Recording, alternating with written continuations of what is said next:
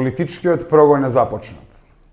По две предупредувања за опасните политички намери на СДСМ, сега веќе информираме јавноста за две инстанции за политички прогон од страна на државните инструменти за физичко угнетување.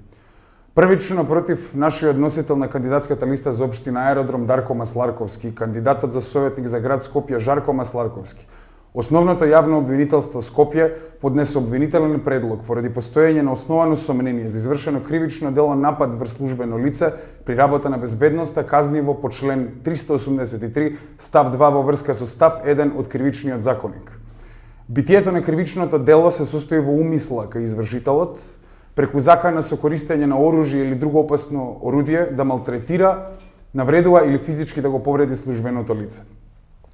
Видно од доказите кои обвинителството бара да бидат изведени во постапката пред кривичниот суд, се стекнува заклучок дека обвинителството политички го наметнува случајот поради недостатокот на материјални и телесни докази кои ќе докажат вината на обвинетите. Тенденциозно првото рочиште е закажано за 18 октомври, еден ден по изборите, откако веќе датумот за избори беше познат. Накнадно, на 12 октомври, нашиот носител на кандидатската листа за советници за општина Прилеп, Иван Јовановски, беше повикан на распит во полициската станица Прилеп на само 5 дена до изборите како дополнителен притисок на СДСМ. Гирилската акција на нашите политички активисти беше само артикулација на народниот пркос против гарнитурата која го изгуби својот легитимитет. Тие ги девалвираат и ги подјармуваат принципите на јавните функции, на власта и на државата, затоа што принципите на нивната работа се насилнички и манипулаторски. На структурата која ги повредува човековите права, ги злоупотребува демократските механизми и го обзема општеството под закрила на мафијата и изминува времето кон народен суд и конечен заборав.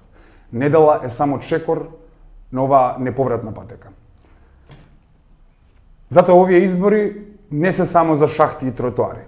Овие избори се за испраќање на сигнал за насоката во која се движи нашето општество. Во Република Македонија може и мора подобро да се живее.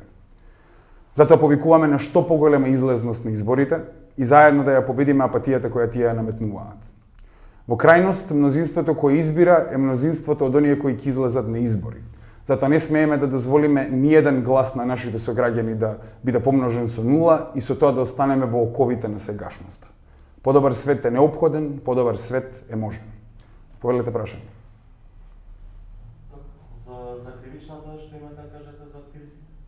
За кривичната... За активистите во Прилеп. За активистите во Прилеп. Вака, за активистите во Прилеп. Ние на 11 октомври одбележувавме 80 години од востанието на македонскиот народ против бугарскиот фашистички окупатор. И тоа одбележување на една човечка трагедија. А на еден празник предходно од овој, на 8 септември, кога одбележувавме 30 години од независноста на Македонија, добивме уште една пригода за човечка трагедија во Тетово, за која уште никој нема поднесена одговорност. Тоа што имаме да го кажеме е дека гарнитурата на власта го има се изгубено својот легитимитет и народниот пркос се оправда.